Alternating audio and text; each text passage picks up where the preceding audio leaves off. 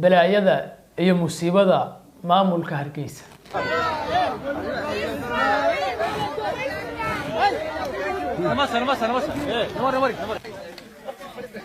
وإسرائيل ما أنت سوق نقص بقطعي حبين دين يعني ما أنت وإسكع اعتراف كي ما قرنيسا حبين دين أو كونه ولا لا لا ما قرنيسا وإسكع لا حبين دين أو كونه وقالوا دي وينيدي maxaa ka soconaya xilligan Hargeysa ee aadan war ka hayn maxay yihiin xubnihii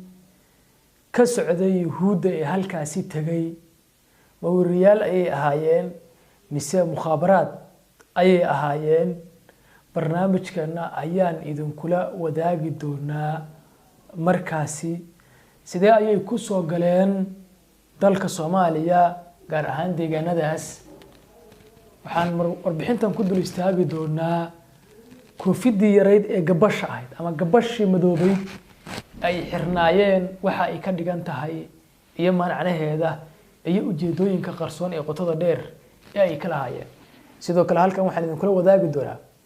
dukumiintigii sirta ahayd ee sanadkii 1995 uu daabacay ama uu u diray Israel Maxamed Xaaji Ibraahim Cigaal oo maantay marxuum ah iyo wixii dhacay 26 December 2025 oo xilligaas la qorsheeyay laguna dhici karin xilligaas maantayna loo arkay 26 December inay tahay xilliga ugu muhiimsan ee lagu dhici karo soo dhawaada dhamaantii warbixintan iyo muuqaalkan bay iga fogeeyo oo sheergareeya meel dheerna gaarsiiya aad u mahadsantiin waa marka koowaad xubnahan horta meesha ay taagan yihiin bilowga sawirkan waa wajaale oo dhanka Itoobiya oo jeedaan sawirkaas oo jeedaan xubnahan garoonka ma soo degan kumana aysan imaan diyaarad waxayna doonayeen xubno wariyaal ah oo caan ah oo ka socda Israel in ay soo duulaan maalintii golaha ammaanka ee qaramada midoobay ay Soomaaliya joogtay oo ay dacwadda u gudbisatay waxay rabeen 28 December inay soo duulaan oo ay warbixinada faafiyaan 29 December balse mar allaala markii soo duuli lahaayeen waxa la weydiiyay nidaamka e-visa taas oo diyaarad kasta oo soo qaadi lahayd ay diiday haddaba xubnihii wariyaasha saxda ahaa ee Israel maalintaasi rabeen inay Soomaaliya fashiliyaan golaha ammaanka ee joogtay e-visa lagu xanibay way soo gali waayeen dalka xubnahan sawirka aad u jeedo dhammaan barragan muuqaalkooda aan idin la wadaagi doono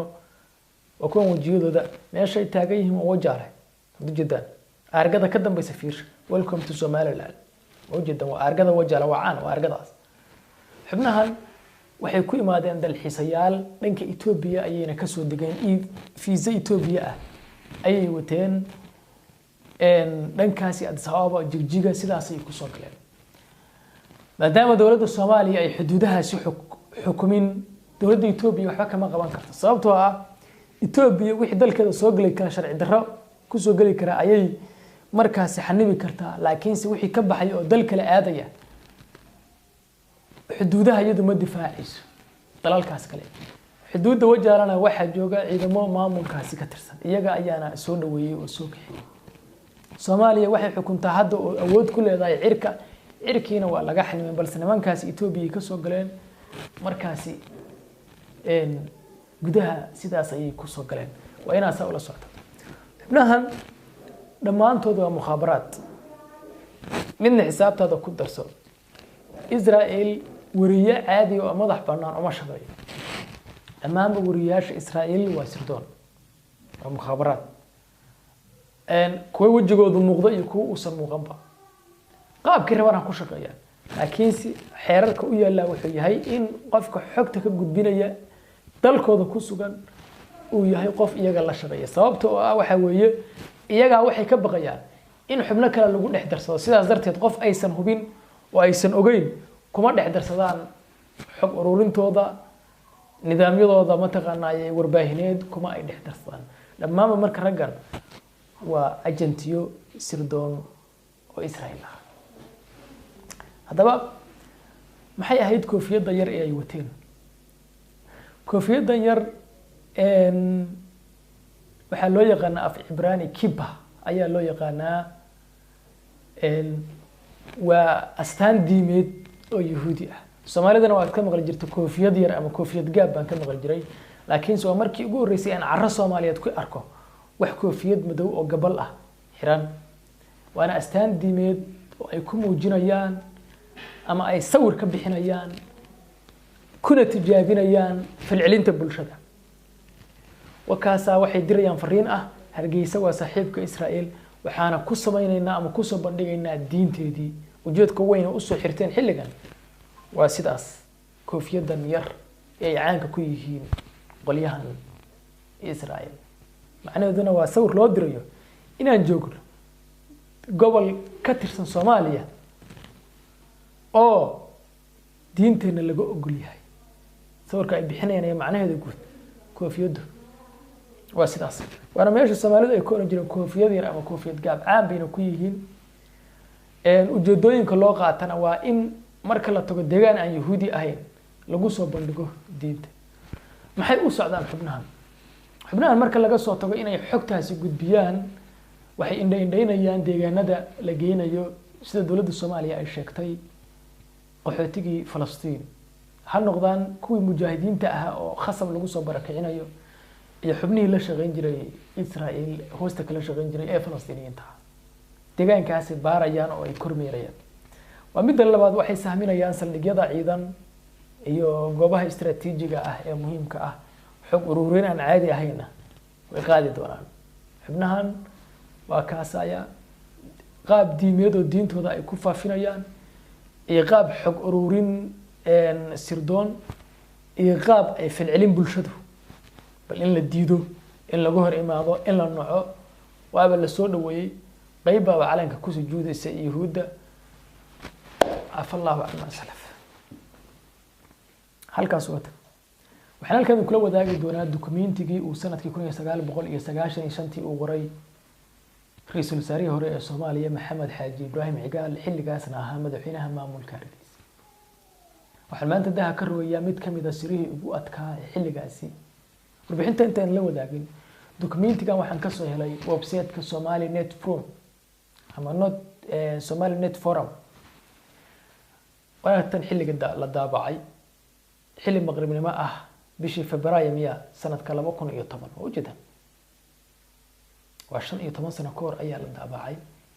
xilligaasna wax laga joogaa 20 sano xilliga uu qoray Cigaal maxaa ku qoran dukumiintigaasi 8 qodob ee ashqaraar ka lahayd iyo qisadii Nabi Daawud ee adeegsaday ee ku dhex jirtay ayaan halkan idin kula wadaagi doonaa soo dhawaada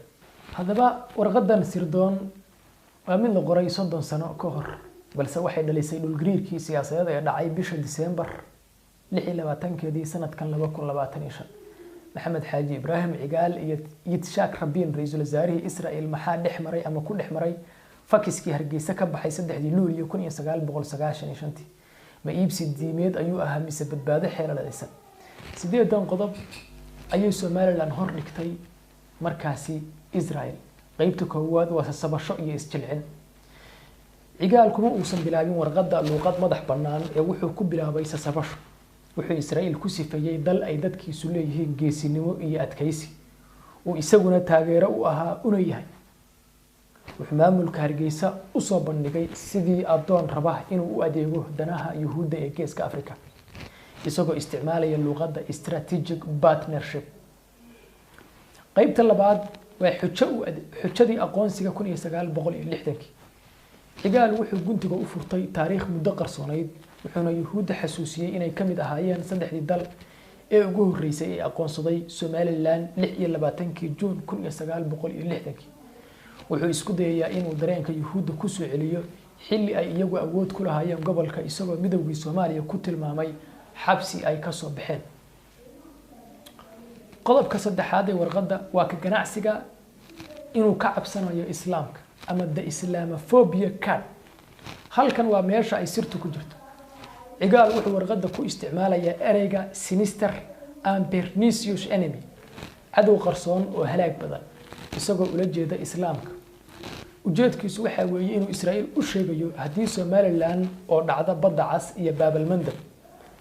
ay inay geli doonto haddii aan la aqoonsan gacanta argagixisada islaamka taasina wuxuu leeyahay waa dhimashada Israa'iil wuxuu Somaliland ku soo bandhigayaa inay tahay ilaaliyaha danaha Yuhuudda qodobka afraad waa qisadii Nabi Daawud iyo Jaaluub sheekadan wuu weeciyay cigaal wuxuu u ciyaarayaa turubkii ugu weynaa ee diin iyo taariikh isugu jira wuxuu Somaliland ku sifeeyay Nabi Daawud oo yar halka Soomaaliya iyo dalalka Carabta uu ku sifeeyay Jaaluub oo weyn oo kibirsan xeelad waxa weeye maadaama Yuhuuddu ay Nabi Daawud u arkaan halyeygooda cigaal wuxuu rabay inuu yiraahdo annagu waxaan nahay Nabi Daawudkiina ama Daawudkiina cusub ee geeska Afrika naga badbaadiya Jaaluub oo la jeedo dawladda Soomaaliya iyo Carabta qodobkiisa shanaad waa ama warqadda ku qoray waa diidmada shariicada Islaamka iyo dastuur ugu yeeray secularka isagoo raba inuu qalbiga Yuhuudda ku qaboojiyo cigaal wuxuu yiri inkastoo dadkaygu ay 98% muslimiin yihiin haddana ma rabaan biiro shariicada Islaamka wuxuu u ballan qaaday Israa'iil inuu dhisi doono dal secular ah oo la mid ah Israa'iil isagoo Muqdisho ku tilmaamay meel ay ku jirto agagixisanimo iyo dad gacmaha laga gooyo oo diinta Islaamka ku dhaqmo qodobkiisa lixaad waa dalabka hub iyo sirdoon baryadiisu ma ahayn cigaal mid iska barya ah ama baryo ah cigaal wuxuu si toos ah u weydiisanayay ishtaak Rabin hub iyo khubaro military oo lagu dhisay ciidanka Somaliland qalab sirdoon oo looga hortago Soomaaliya iyo dalalka Carabta taageero dhaqaale oo lagu soo saaro shidaalka iyo batroolka si looga kaaftoomo deeqaha Carabta qodobkiisa toddobaad waa kelmadii fadeexada ahayd ee ahayd your obedient servant waa tii ugu la yaabka badnay ee dokumentigiisa laga helay waa saxiixa cigaal warqadda kuma soo bixin anoo ah madaxweynaha Somaliland ma uusan oran wuxuu ku soo xiray kelmadda your obedient servant adeegihiinii ama adoonkiinii idan adeecsanaa ama daacadda ah kelmadani waa heerkii ugu hooseysay ee diblomaasigu uu iska dhigo waxay muujinaysaa in cigaal uu diyaar u ahaa in maamulka Hargeysa uu u maamulo sidii maxmiyad ama gobol ka mid ah Israa'iil si uu u helo aqoonsi oo kaliya haddaba mirihii 1995 waxaa la goostay 2025 soddon sano kadib warqadii adeegaha Israa'iil ee cigaal waxay dhashay aqoonsigii Netanyahu ee December 26 2025 halka dadka qaar ay u arkaan guul dad badan oo Soomaaliyeedna waxay u arkaan inay tahay daalin madow oo qarannimadii iyo diintiiba lagu bedeshay saaxiibtinimada Yuhuudda haddaba maxay tahay sheekada Nabi Daawud ee wadeegsaday balan inaan kaga sheekeeyo qisada Jaaluub iyo Nabi Daawud ee uu cigaal soo bandhigay ee buugiisa uu ku xusay si uu u sasabto Yuhuudda maxay tahay wala yaab wuxuu ruuxayaa qulubta Yuhuudda 1995 madaxweyne cigaal wuxuu adduunka kaga yaabsaday warqadiisa sirta ah ee uu u diray Israa'iil ama ra'iisul wasaaraheeda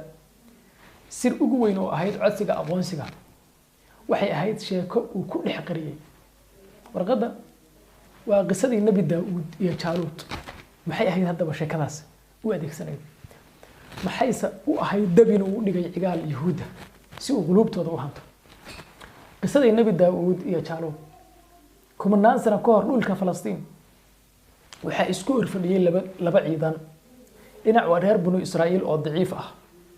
dhinaca kalena waa ciidankii Jaaluub oo ahaa nin weyn oo xoog badan oo aan la loodin karin geeridii Jaaluub qofna kuma fakarayn kuma dhiiran karin inuu hor istaago Jaaluub ilaa uu soo baxay wiil dhalinyaro ah oo ari jir ahaa waa Nabi Daawud alayhi salaam Nabi Daawud wuxuu xirnaa dhar bir ah mana uusan haysan wax seef culus ah wuxuu qaatay waraf iyo dhagax yar mucjisadii Ilaahay ku galladay Nabi Daawud wuxuu dhagaxii ku ganay Jaaluub wuxuuna ku dhuftay bartanka foolka ama wajiga isla markiiba Jaaluub wuxuu ku dhacay dhulka isagoo meyd ah sheekadana waxay adduunka ku noqotay tusaalaha in wiil yar oo xaqa u taagan uu ka guuleysto nin weyn oo dulmi ku socdo haddaba qodobkan uu adeegsanayo cigaal Nabi Daawud iyo Jaaluub maxaa keenay inuu sheekadan u adeegsado cigaal nabigana ku qoro warqad diblomaasiyadeed halkan eeg xaaladda qarsoon macnaha Somaliland wuxuu la jeedaa Nabi Daawud cigaal wuxuu Israa'iil u sheegayaa in Somaliland ay tahay sidii Nabi Daawud oo yar oo cidlo jooga oo aan hub haysan balse geesi ah